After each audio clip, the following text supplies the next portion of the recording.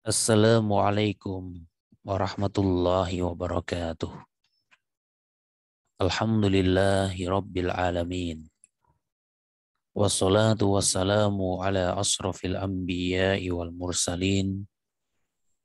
Nabiyyina Muhammadin wa ala alihi wa ashabihi ajma'in. Amma ba'du. Kaum muslimin wal muslimat, ayul ikhwah wal akhwat yang kami hormati rahimani wa rahimakumullah.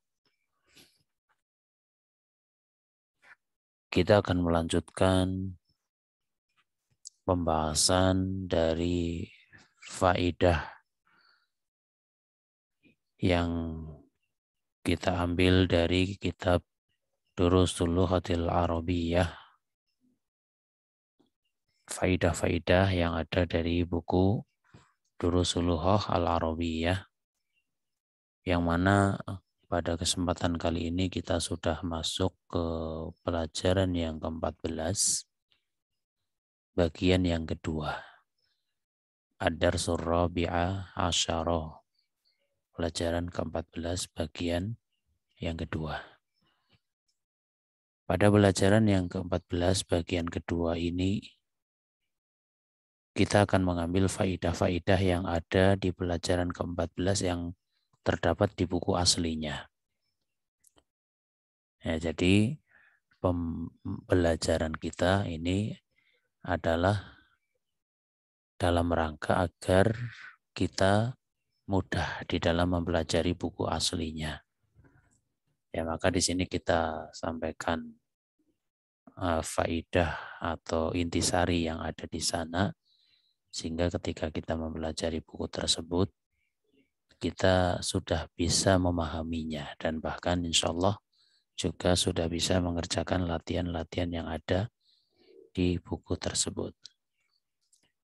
Pada pelajaran yang ke-14 ini, di antara faidah yang akan kita ambil, yang pertama adalah tentang penggunaan dhamir atau kata ganti untuk orang kedua bagi laki-laki atau mudzakkar dalam bentuk jamak, yang sering diterjemahkan dengan kalian untuk laki-laki banyak. Di sini akan kita pelajari dari dua sisi ya untuk kata ganti orang kedua mudzakkar dalam bentuk jamak. Yang pertama yaitu sebagai dhamir rafa. Ya, dhamir rafa maksudnya ketika dia berkedudukan rafa. Ya, misal sebagai mubtada. Ya, mubtada itu hukumnya rafa. Ya, mubtada itu adalah isim yang terletak di awal kalimat atau jumlah.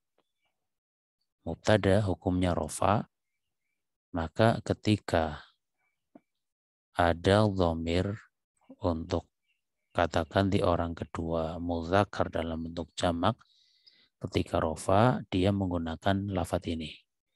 Lafadz apa? Antum. Ya, lafadz antum. Contohnya misalnya kalimat antum mudarrisuna. Apakah kalian, ya kaliannya di sini untuk laki-laki ya. Apakah kalian adalah para guru? Ya, jadi intinya menggunakan apa? Antum. Ya, menggunakan antum. Ya, mungkin untuk perbandingan ya. Ketika mufrad itu menggunakan anta. Ya, untuk mufradnya menggunakan anta. Misal anta mudarrisun. Ya, anta mudarrisun. Maka ketika jamak menggunakan antum itu. Kemudian antum mudarrisuna. Ya, karena untuk jamak maka bukan lagi ini anta mudarrisuna, bukan. Ya, tapi menggunakan antum. Ya, contoh lain misalnya kamu seorang siswa, berarti gimana kalimatnya? Anta talibun. Kalau kita mengatakan kalian adalah para siswa, maka antum tullabun gitu. Ya, jadi antum ini merupakan jamak dari anta ya. Anta untuk tunggal, kalau antum untuk jamak. Ya. Kembali ke pembahasan kita. Itulah poin yang pertama ya dari bagian yang pertama ya. Kemudian masih berkaitan yaitu untuk kata ganti orang kedua bagi mudzakkar dalam bentuk jamak, yaitu ketika sebagai dhamir jar atau khofad. Ya, jar, khofad itu sama saja, ada yang pakai istilah jar, ada yang pakai istilah khofad. Artinya berkedudukan jar atau khofad. Kapan sebuah kalimah atau kata dia berkedudukan jar atau khofad? Di antaranya misalnya ketika sebagai mudhaf ilaih ya. Sebagai mudhaf ilaih, maka untuk dhamir katakan di orang kedua jamak itu menggunakan lafadz ini. Apa? Lafadz kum gitu ya. Menggunakan lafadz kum. Contohnya kita akan mengatakan apakah kalian mempunyai mobil? Ya, maka menjadi a'indakum sayyaratun. Nah, di sini kum ini artinya kalian. Ya, kum artinya kalian. Maka ini bisa dikembangkan sendiri. Ya, misal kita akan mengatakan rumah kalian. Ya, berarti menjadi bagaimana? Baitukum gitu ya. Baitukum. Oke, misal kita akan mengatakan sekolah kalian. Berarti apa? Madrasatu. Ya, asalnya kan gini, asalnya madrasah itu tulisannya pakai ta marbutah. Akan tapi ketika dia bersambung dengan dhamir maka berubah jadi ta biasa atau ta maftuhah gitu. Madrasatu kum gitu. Ya, seperti ini. Madrasatukum artinya sekolah kalian. Ya, lagi ya misalnya kita mengatakan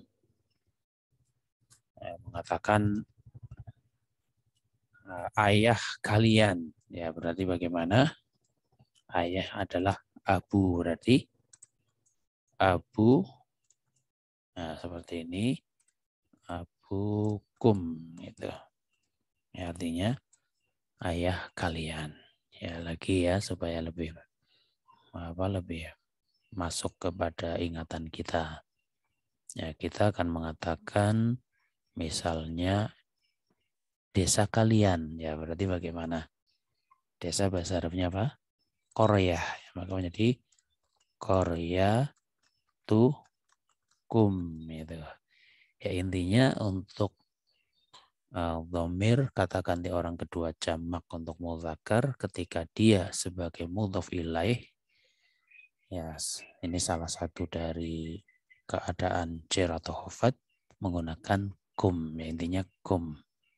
Nah, itu bisa dikembangkan sendiri dengan contoh-contoh yang banyak. Itu yang pertama. Kemudian yang kedua adalah penggunaan dhamir atau kata ganti untuk orang pertama dalam bentuk jamak yang sering kita sebut dengan kami atau kita. Kita akan belajar bagaimana mengungkapkan perkataan kami atau kita di dalam bahasa Arab. Di sini akan kita bahas dari dua sisi juga. Pertama ketika sebagai dhamir rofa. Berkedudukan rofa misal sebagai mubtada. Ya, maka untuk kata ganti orang pertama yang terjemahannya kami atau kita itu menggunakan ini. Nahnu gitu. Contohnya misal kita mengatakan kami adalah orang-orang Islam. Maka kalimatnya nahnu muslimuna. Gitu ya, menggunakan apa? Nahnu gitu. Ya, sedikit pengembangan. Misal kita mengatakan kami adalah para siswa. Maka menjadi nahnu. Kemudian siswa adalah tulab gitu. Nahnu tullabun. Ya, nahnu tullabun. Ya. Kemudian ya masih tentang nahnu.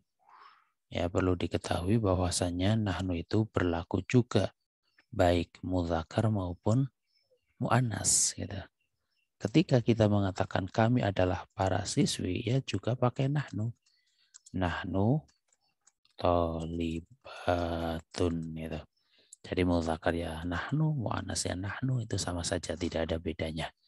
Yaitu menggunakan nahnu gitu.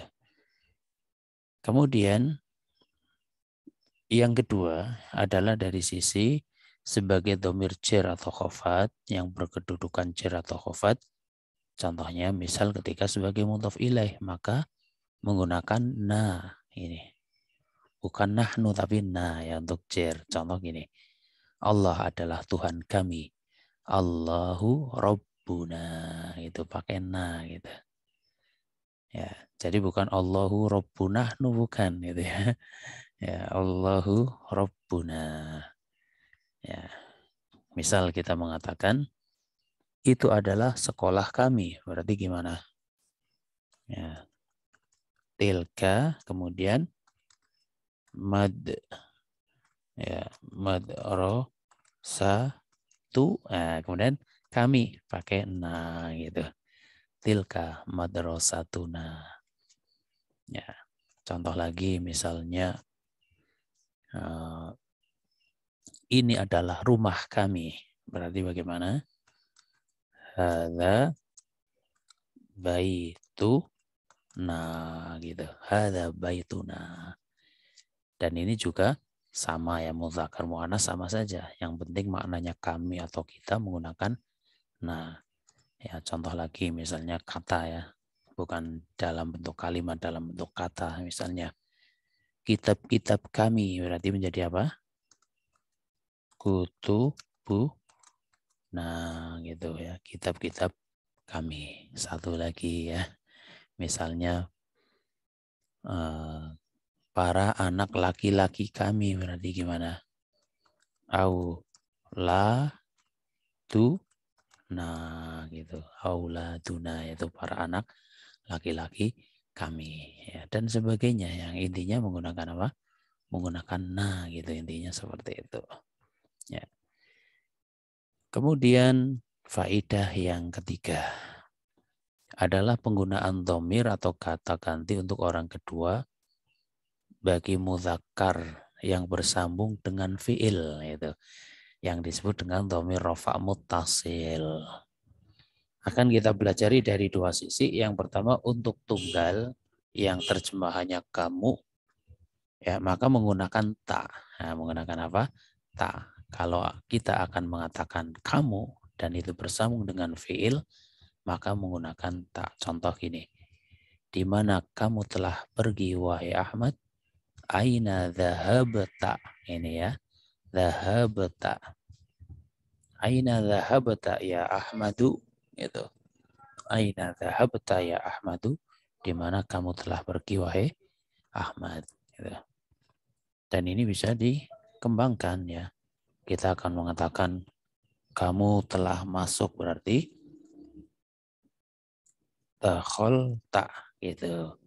Lagi misal kamu telah keluar maka menjadi apa? Kharajta gitu. Tinggal ditambahkan ta. Nah, dan fiil madhinya yang huruf terakhirnya jadi sukun gitu.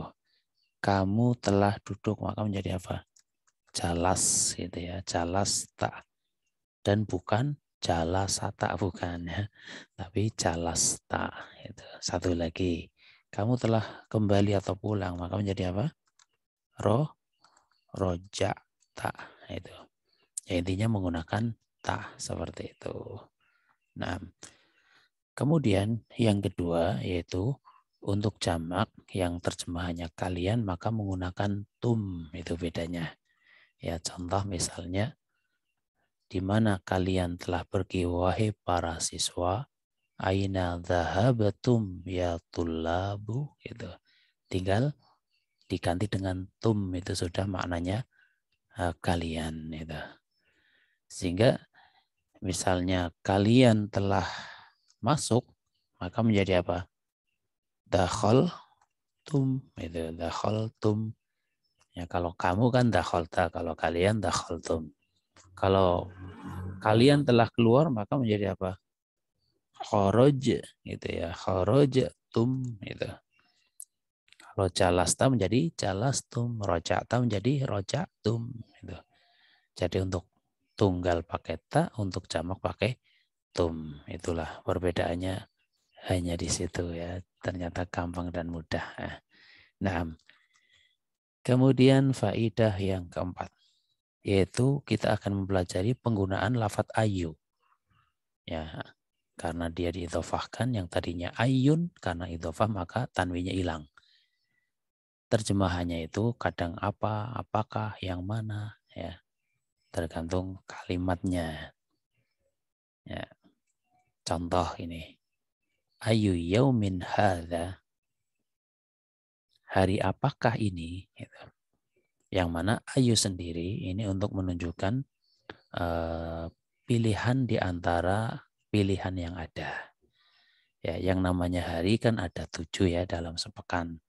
Ya, kita ingin menunjuk salah satunya, spesifik. Ini hari apa gitu? Hari apakah ini? Kalau terjemahan asal atau aslinya, yang mana hari, ya, ayu yaumin, yang mana hari ini gitu. Tapi kan kalau menerjemahkan letterlek seperti itu nanti sulit difahami, maka ini sudah menjadi terjemahan makna. Ayu yaumin hadza, hari apakah ini? Jadi kalau kita disuruh terjemahkan ke dalam bahasa Arab, hari apakah ini? Bukan gini, yaumun ma hadza, bukan. Bukan seperti itu ya. Kadang kan ada yang sukanya itu hanya mindah kosakata. Hari apakah ini? Hari yaumun, apakah ma, yaumun ma hadza. Ya, enggak ada bahasa Arab yaumun ma hadza gitu. Ya, sehingga hari apakah ini menggunakan ayu yaumin hadza gitu ya. Nah, kemudian contoh kedua, kitab yang mana yang telah kalian hafalkan, maka menjadi ayya kitabin hafidtum. Nah, di sini bukan ayu tapi ayya karena sebagai maf'ul bih dari ini, dari hafidtum. Hafidtum ini maf'ul bihnya ini depannya ini. Sehingga dibaca dengan ayya. Ayya kitabin hafidtum, kitab yang mana yang telah kalian hafalkan. Gitu. Ya. Jadi ayat kitabin, makna asalnya, aslinya adalah yang mana dari kitab. Gitu. Yang mana dari kitab. Kemudian makna terjemahannya kitab yang mana. Gitu ya. Kitab yang mana yang telah kalian hafalkan. Contoh yang lain. Misal kita akan mengatakan siswa yang mana yang telah menikah. Maka menjadi ayyu talibin tazawwaja, gitu.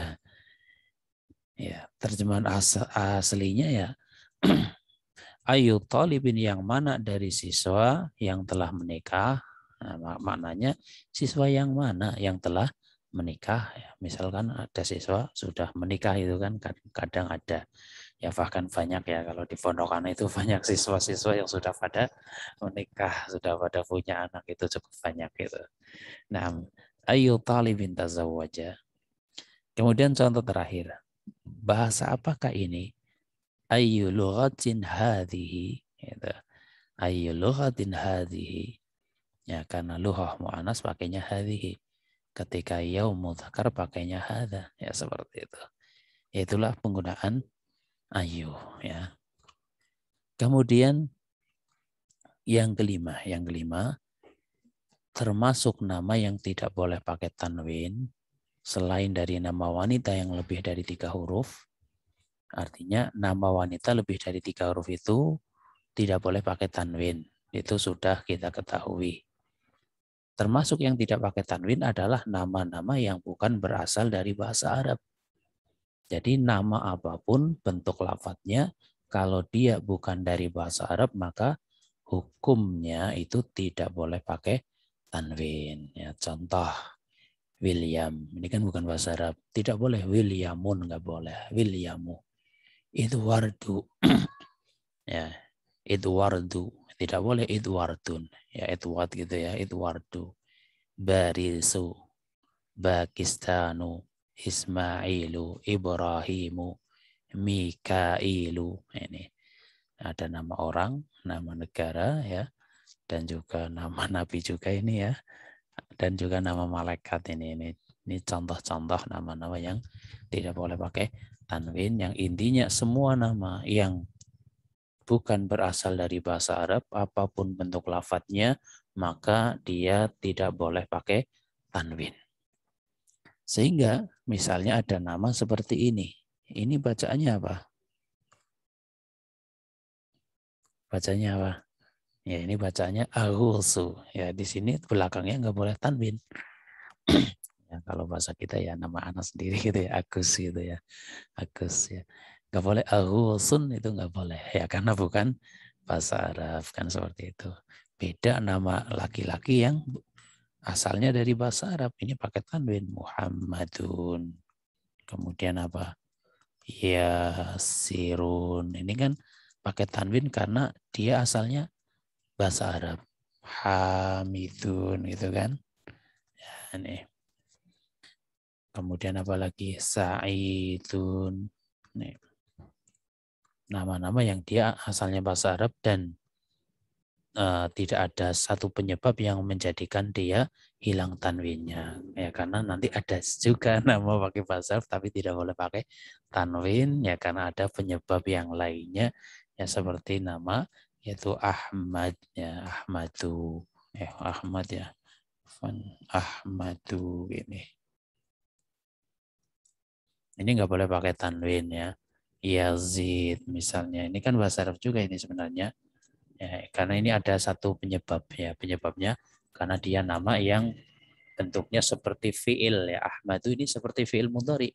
Yazid itu juga seperti fiil mudhari. Ya. Jadi poin kita sekarang ini adalah tentang nama yang dia tidak boleh pakai tanwin, di antaranya yaitu nama yang bukan berasal dari bahasa Arab itu. Nah, ikhwani akhwati rahimani wa rahimakumullah. Jadi itulah 5 faedah ya yang kita ambil dari pelajaran 14. Kemudian di buku tersebut dilampirkan al-kalimatul jadidah atau kosakata baru. Ada al-hafidhu, jamaknya hafadatun ya, artinya cucu.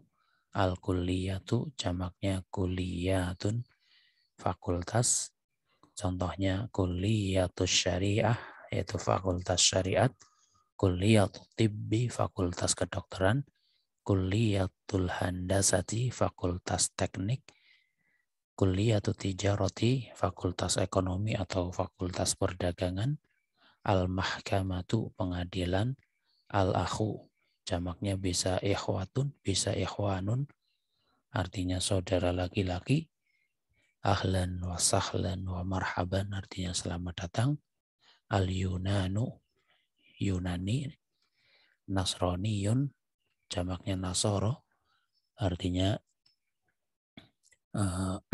Kristen atau orang Kristen ya, atau orang Kristen. Al-bala itu jamaknya biladun, negara. Gitu.